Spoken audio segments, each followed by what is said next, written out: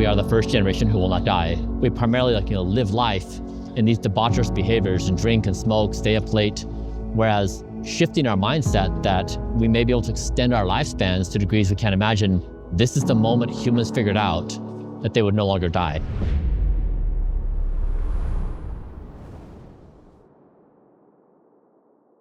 Welcome back to Mulligan Brothers Interviews, and today we have a quick fire interview with Bryan Johnson at the Don't Die Summit in Miami. I want to say a massive thank you to the Patreon community who got us out to Miami to the Don't Die Summit to have this conversation with Bryan Johnson. Get early access and more from people like Bryan Johnson with the link down below. I also want to say a massive thank you to HBO Tech. I'm going to talk about them a little bit later on in the video. HBO Tech, the hyperbaric chamber company who have supported us on a few of our projects now, made this possible. Okay, Bryan, just for those who don't know, could you just introduce yourself and what you do? Yeah, my name is Bryan Johnson, and I'm a member of the first generation who will not die. Where are we and how did this come to happen? We are in Miami, and this is our 5th summit. We're bringing together 1,500 people. It's a sold-out summit. It's our 5th sold out. And we are talking about this idea that we are the first generation who will not die. And so we talk about basic life practices like sleep, diet, exercise, community measurement. But we also talk about more of this philosophical nature of what is this moment? If you expand out on this part of the universe in Earth here, what's going on? And we're trying to figure out can we capture this moment? I know this is such an in-depth question to ask for a small sentence on it, but where was the pinpoint to decide that this was going to be sort of the endeavor you went on? I did a thought experiment where I imagined being present in the 25th century. So a few hundred years from now, and they're looking back right now at this time and place, and they say, what did humans do in this moment that allowed intelligence to continue to thrive in this part of the galaxy? And they say one thing. They say, this is the moment humans figured out that they would no longer die. And in doing that, they rebuilt society on this new idea. Right now, we primarily live life in these debaucherous behaviors and drink and smoke, stay up late, whereas shifting our mindset that we may be able to extend our lifespans to degrees we can't imagine, it changes everything on how we think about ourselves as a species. Interesting, because I think previous cultures as well embodied that 100-year mindset, 1,000-year mindset, yeah. But I don't think we're there now. That's right. Yeah, how would that shift society if we had a different sort of thought going into the future?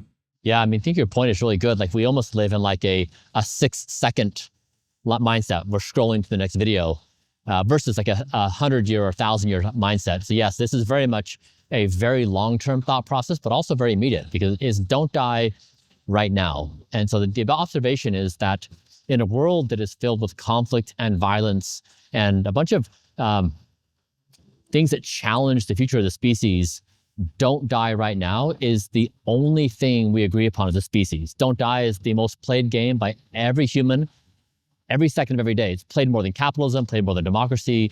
It is the universal game we all play. And so it's trying to acknowledge what we have in common with all life.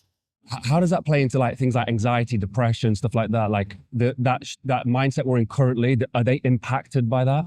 Yeah, a lot of people talk about mental health and wellness, and the first move is to grab an SSRI or some kind of medication. And what we're saying here is mental health really begins with sleep and diet and exercise. Those are the staples, and we don't really talk about it. If you think about it, no one ever taught me how to sleep. I had sex ed. I learned math. I learned other basic things about technology, but I never learned about sleep.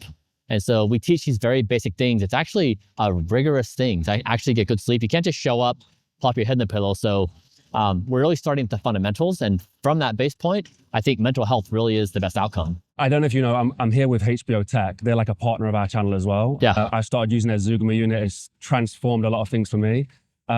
You have biomarkers that are obviously scrutinized and rarely probably move. What's the difference you've seen since using the therapy? Yeah, we just finished, I finished 60 therapies of hyperbaric oxygen therapy using the HPO Tech. And I'm surprised at how much my markers moved. I currently have potentially the best biomarkers of anybody in the world. And to find a therapy that can move my markers is really hard. And it substantially moved markers on inflammation, my brain, skin, microbiome. So I'm very impressed. Like, it's really a fantastic therapy. What do you think that has as an impact? Like, especially to somebody like me, I'm not practicing all the other stuff I should be that you promote. Yeah. And I'm probably using the therapy as a bit more of a Band-Aid, but what kind of things would I see in terms of benefits?